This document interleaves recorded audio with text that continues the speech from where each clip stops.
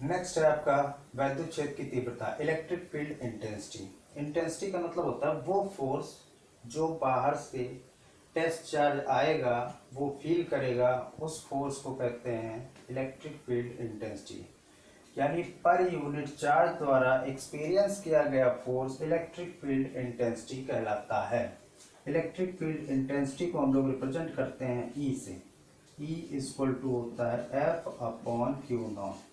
इसको हम लोग ऐसे पढ़ सकते हैं, force force over the test charge. यानी जो टेस्ट चार्ज आपने इलेक्ट्रिक फील्ड के अंदर भेजा था वो कितना फोर्स एक्सपीरियंस कर रहा है उसका रेशियो आपका कहलाएगा इलेक्ट्रिक फील्ड इंटेंसिटी। और इसकी यूनिट होती है, जैसे फोर्स की यूनिट होती है न्यूटन और चार्ज की यूनिट होती है कूलाम। तो न्यूटन पर कूलाम ये इलेक्ट्रिक फील्ड की यूनिट होती है।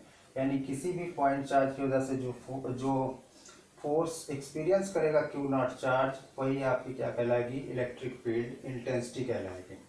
इलेक्ट्रिक फील्ड इंटेंसिटी की यूनिट तो दोस्तों आपकी हो गई एन अपॉन सी, यानी न्यूटन पर कूलाम। अब हम लोग देखते हैं, अगर यहाँ से हम लोग फोर्स निकालना चाहें कि इलेक्ट्रिक फोर्स कितना लगेगा इस चार्ज के ऊपर, तो सिंपली हम लोग कह सकते हैं F equal to q naught into E. ये भी आपका फोर्स का एक फॉर्मूला होता है इलेक्ट्रिक फोर्स का, जब आपको इलेक्ट्रिक फील्ड गिवन होगी। ठीक है, तो अब हम लोग देखते हैं कि अगर एक पॉइंट चार्ज है तो उसकी वजह से इलेक्ट्रिक फील्ड कितनी बनेगी। नेक्स्ट हम लोग देखते हैं एक पॉइंट चार्ज की वजह से इलेक्ट्रिक फील्ड कितनी बनती है।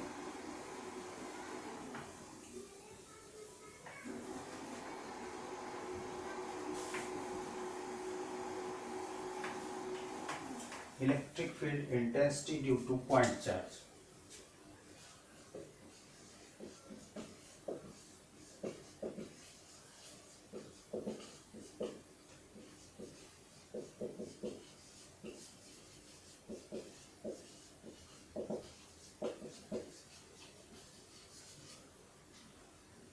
बिंदु आवेश के कारण वैद्युत क्षेत्र की तीव्रता।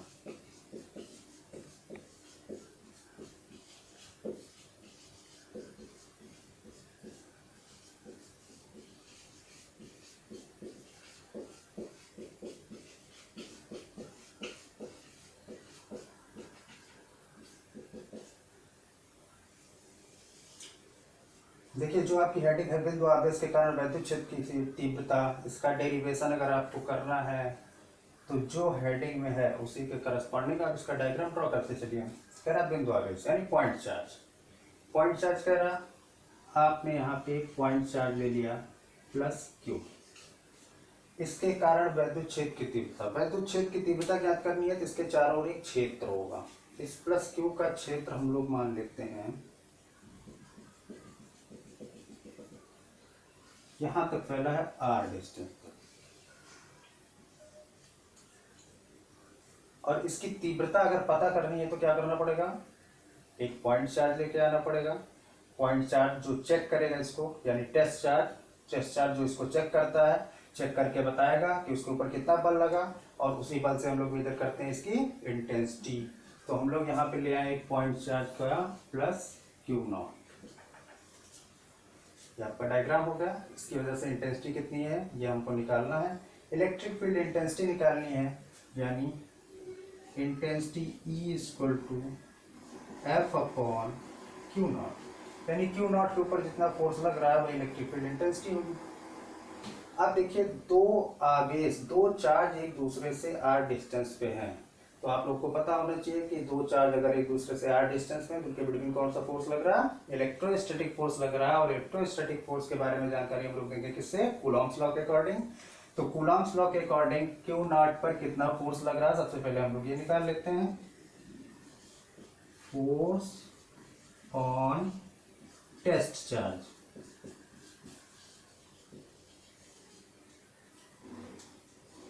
परीक्षण आवेश पर बल,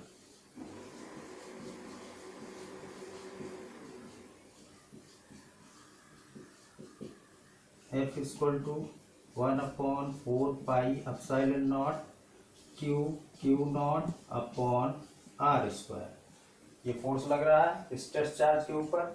और इसी फोर्स को इस यूनिट टेस्ट चार्ज पे जितना फोर्स लग रहा है वही आपकी इलेक्ट्रिक फील्ड इंटेंसिटी होगी। अब बहुत आसान है, आपको इलेक्ट्रिक फील्ड इंटेंसिटी लिखनी है। आपको फार्मूला दिया गया E equal to F upon Q naught, then put the value of F in this formula. E equal to F की वैल्यू आप रख देते हैं 1/4 pi epsilon naught Q naught upon R square upon Q not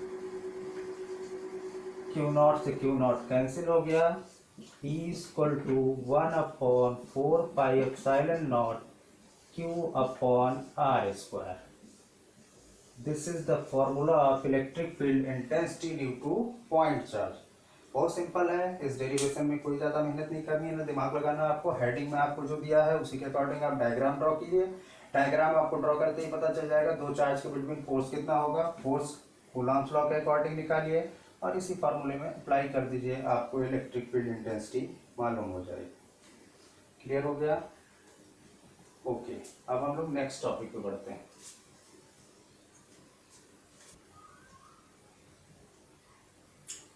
next topic हमारा है electric line of force, वैद्युत बल रेखाएं।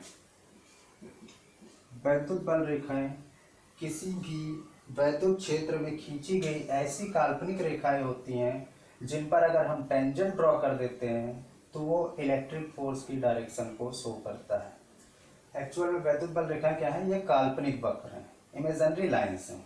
इमेजिनरी लाइन्स कैसे? जैसे मान लीजिए आपका प्लस क्यू चार्ज, एक माइनस क्यू चार्ज है।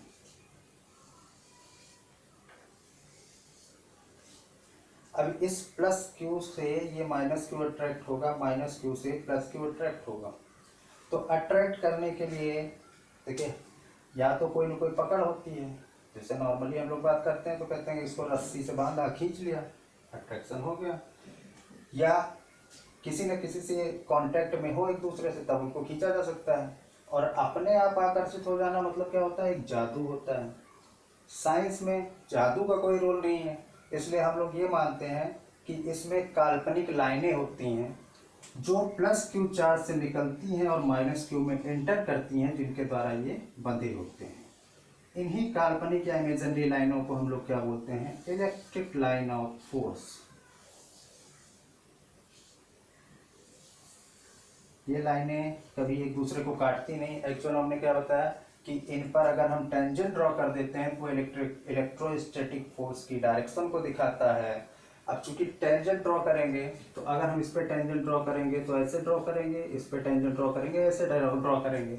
यानी इस चार्ज की वजह से इस पर जो फोर्स है वो क्या कर रहा है? एक सिंगल डायरेक्शन में दिखा रहा है, क्योंकि सिंगल चार्ज है। लेकिन अगर ये लाइनें एक दूसरे को कट कर दें, जैसे मान लो एक लाइन ऐसे गई, एक लाइन ऐसे गई, तो इस पे हम टेंजेंट ड्रॉ करेंगे तो इसकी डायरेक्शन क्या हो जाएगी? ये डायरेक्शन हो जाएगी। इस पे टेंजेंट ड्रॉ करेंगे तो इसकी डायरेक्शन ये हो जाएगी। यानी एक ही चार्ज की वजह से दो डायरेक्शन में फोर्स लग रहा है, जो कि पॉसिबल नहीं है।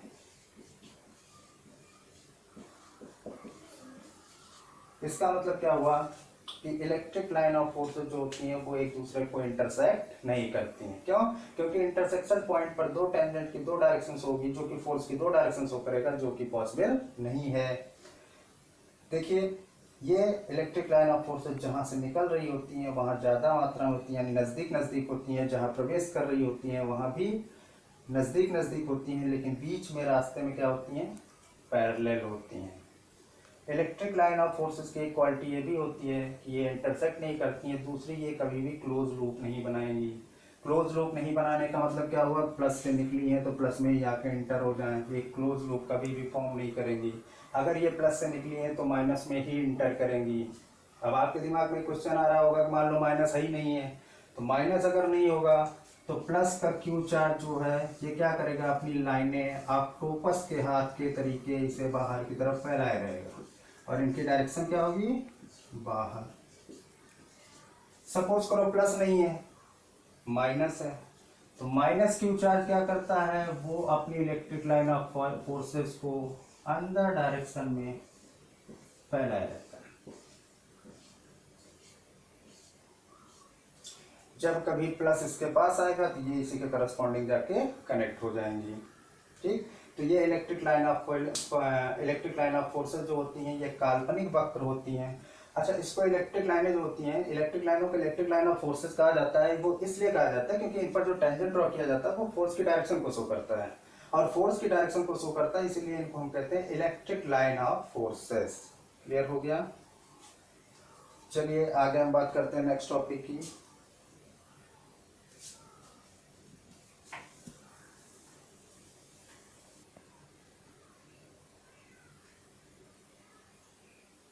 नेक्स्ट टॉपिक है हमारा इलेक्ट्रिक डायपोल। डायपोल का मतलब होता है दो पोल।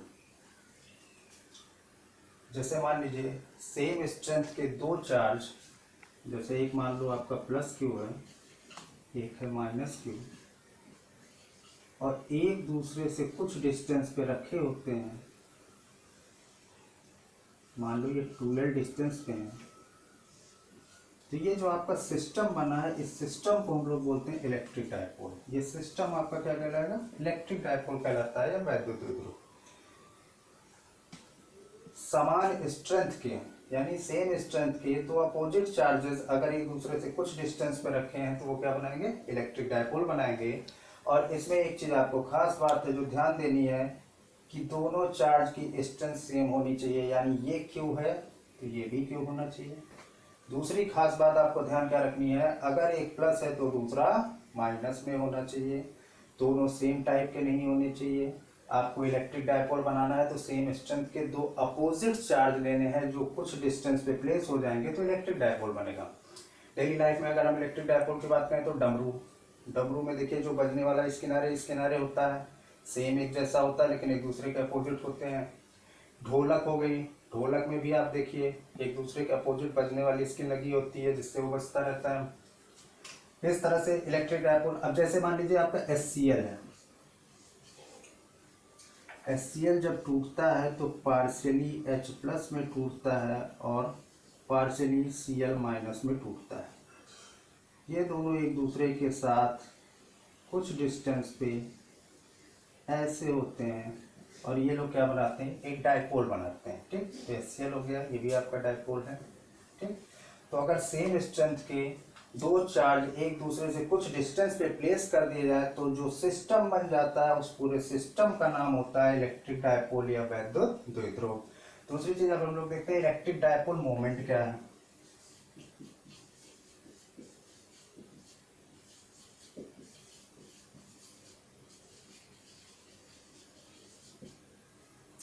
वैद्युत द्विध्रुव आघूर्ण।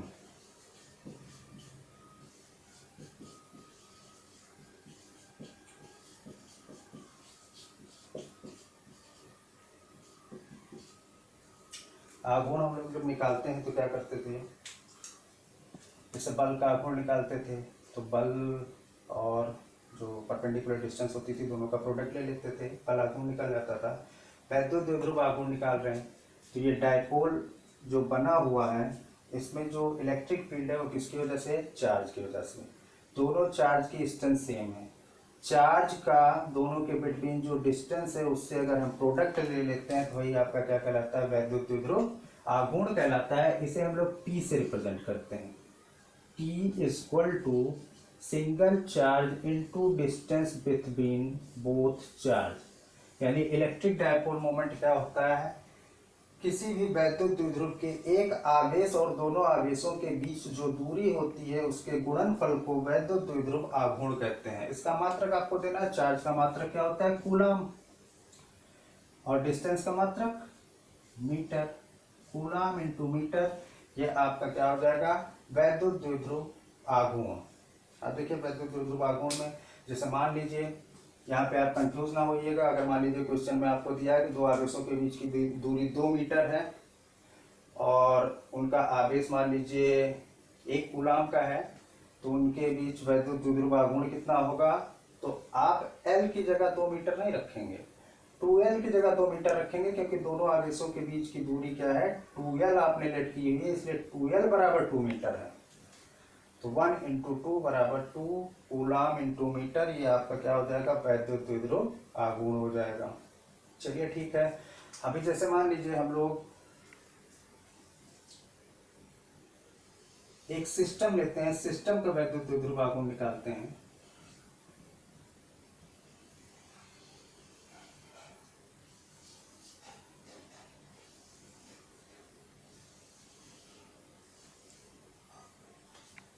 ये आपका प्लस क्यू, ये प्लस क्यू, ये माइनस का 2Q,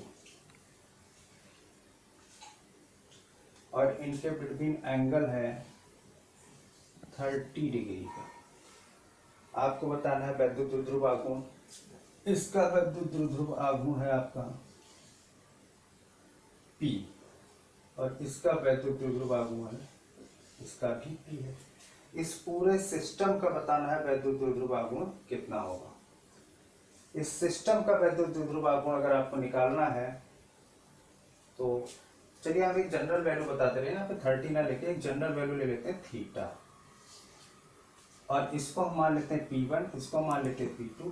जब आपके पास क्वेश्चन आएगा तो आपको केवल थीटा रिप्लेस करना रहेगा, P1 और P2 की वैल्यू को रिप्लेस करना रहेगा। अगर सपोज करो आपको Q दे रखा है और इनके बिटवीन लेंथ दे रखी है, तो P1 P2 की वैल्यू आप इस फॉर्मूले से निकाल सकते हैं। ये भी आपका आसान होगा। चलिए, जैसे आपका जनरल वैल्यू है, तो कभी भी इस तरह का सिस्टम हो, किसी भी एंगल पे दिया हुआ हो, तो आपको एक रामबाण फार्मूला में दे रहा हूँ, E = √of P1 square plus P2 square plus 2P1 P2 cos theta. कभी भी सिस्टम का निकालना हो तो आप इससे बड़े आराम से निकाल सकते हैं, ये कभी भी आपका फेल नहीं होगा। क्यों नहीं फेल होगा? क्योंकि देखिए, अगर मान लीजिए थीटा की वैल्यू 30 दे रखी है, P1 P2 यहाँ से वैल्यू रखा, थीटा की वैल्यू आपने 30 रख दी यहाँ से। अगर मान लीजिए 60 दे रखा है, तो आप यहाँ पे 60 रख दीजिए। वैल्यू जो चेंज हो रही है वो यहाँ पे रख सकते हैं, यहाँ पे वैल्यू मान लीजिए ये सिस्टम ऐसे ना देखे ऐसे दे रखा हो 120 डिग्री पे, तो आप 120 रख दीजिए। 120 ना देखे उल्टा दे रखा हो, तब भी आप रख सकते हैं। अब आप सोचेंगे सिस्टम जो बनता था वो प्लस क्यू माइनस क्यू की वजह से बनता था, यहाँ पे स्ट्रेंथ सेम नहीं है, तो आपको मैं क्लियर करना चाहता हूँ, यहाँ पे एक प्लस क्यू है तो यहाँ पे -2Q है, जिसका एक माइनस क्यू इसके लिए है, इस वाले सिस्टम के लिए, और एक -Q इस वाले सिस्टम के लिए है। तो इस तरह से देखो तो आप डायपोल बन चुका है। अब देखिए ये डायपोल क्या है, इसमें चूंकि चार्ज है और पॉइंट चार्ज की वजह से आपको इलेक्ट्रिक फील्ड मिल रही है, तो जो डायपोल होगा उस डायपोल की वजह से भी आपको इलेक्ट्रिक फील्ड मिलेगी। तो यहाँ पे हम लोग अब देखेंगे डायपोल की वजह से जो इलेक्ट्रिक फील्ड मिलती है वो किस तरीके से मिलेगी और कैसे मिलेगी। नेक्स्ट टॉपिक हम लोग देखते हैं।